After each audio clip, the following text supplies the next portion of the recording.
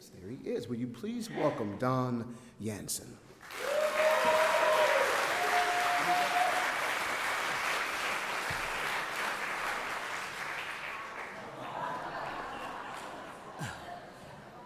It's not gassed up, so we're not going to do it tonight, but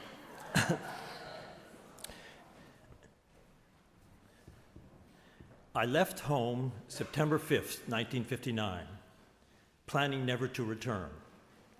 5 years earlier, my father moved our family of five from comfortable suburban Seattle to a small island 5 miles from the Canadian border in northern Puget Sound. The island had 50 full-time residents and three children in the one-room schoolhouse. Our new home was a dilapidated farmhouse, unheated, built by the homesteaders in 1895.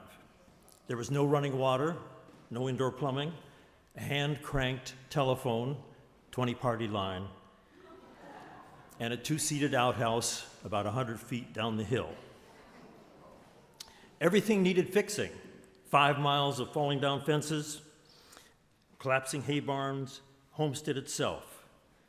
The previous owners had had a cattle ranch and chicken business and had let it go. Initially, it was exciting for a 13-year-old boy like me.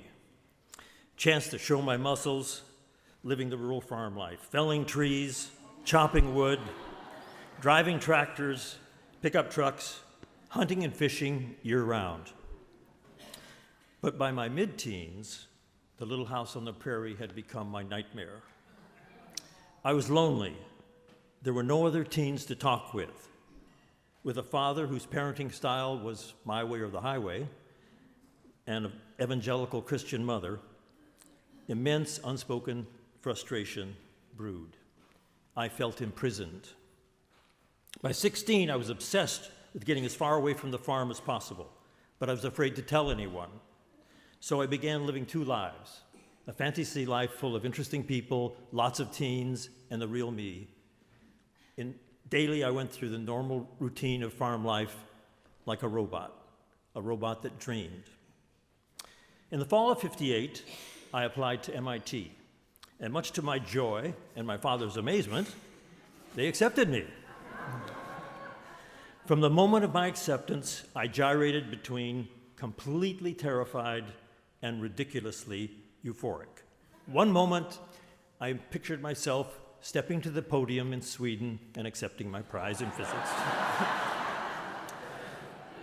The next moment, I imagined flunking all my courses and being sent back to the farm, a truly horrifying thought. I imagined Boston teeming with people. Yes! Maybe even Jewish people. I wondered what they looked like. I couldn't wait. Finally, on the day I was to leave, I drove with my parents from the farm to the ferry dock, about 3 miles. During those 3 miles, 3 things were on my mind. 1, I was never coming back. 2, I was going to be a great physicist. And 3, I hoped I could figure out how to get girls to take their clothes off.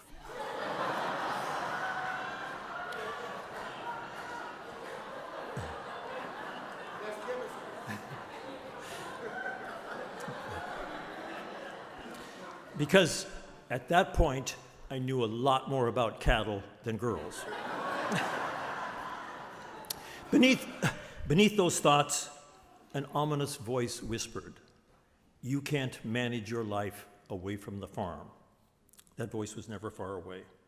I arrived in Boston, this is 1959, at dusk.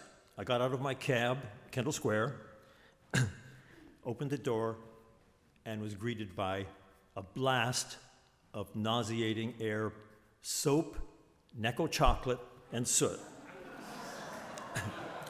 I walked over to the back of MIT and was met with shabby old wooden buildings left over from World War II. It was also deserted. My heart sank. This was not like the front page of the university bulletin. Suddenly it hit me. I knew no one. This place was old and ugly, and I was probably not smart enough anyway. "I can't do this," rang in my head. I wanted to turn around, but all I had was a one-way ticket and not much money. The next morning, I walked over to Back Bay and instantly fell in love with Boston. Thousands of students were moving into apartments, dorms, fraternities, sororities. Girls were everywhere. Boston looked like Nirvana. My first class, oddly enough, was humanities. I was characteristically overconfident for no reason. I came into class with a new friend from Chicago, and as we started to get into one of the middle aisle seats, 3 boys rudely pushed past us and grabbed the front 3 seats right in front of the instructor. From the moment the instructor started speaking until class was dismissed, these 3 boys wrestled verbally to show everyone they knew more than anyone in the class, including the instructor. They tore apart accepted ideas, proposed new theories, constantly challenged the instructor. I soon learned they were from the Bronx High School of Science. What was that? Already shy about asking questions, now I was petrified to even open my mouth. How could I say anything in front of those boys? If I did, everyone would realize I was essentially illiterate. I had trouble initially with calculus. Concerned about not doing well in such a core course, I contacted my faculty advisor, who happened to be in the math department. I sat down with Professor Abramson, explained my situation, and he was speechless. He pulled at his beard and finally said, "Well, read the book." I cringed, thanked him, and that's the last time I saw him.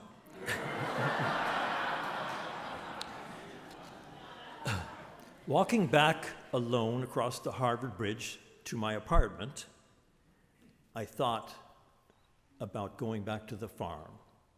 No, I spurted it out. Hell or high water, I am going to learn this stuff. Well, I survived.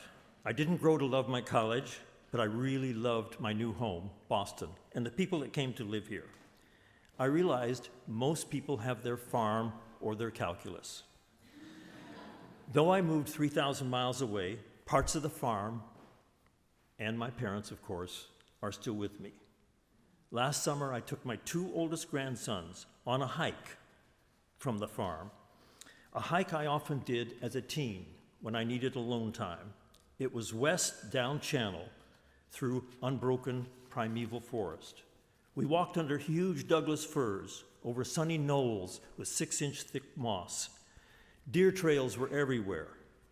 No houses, no roads, no power lines. I told them stories of life on the farm when I was their age. The once-a-week baths in sheep watering tubs warmed by the sun. The whole family in one bed one night during a fierce winter storm. Playing hearts and charades by candlelight when the power went out again. Shooting my first deer. The woods were just as I had left them 60 years ago.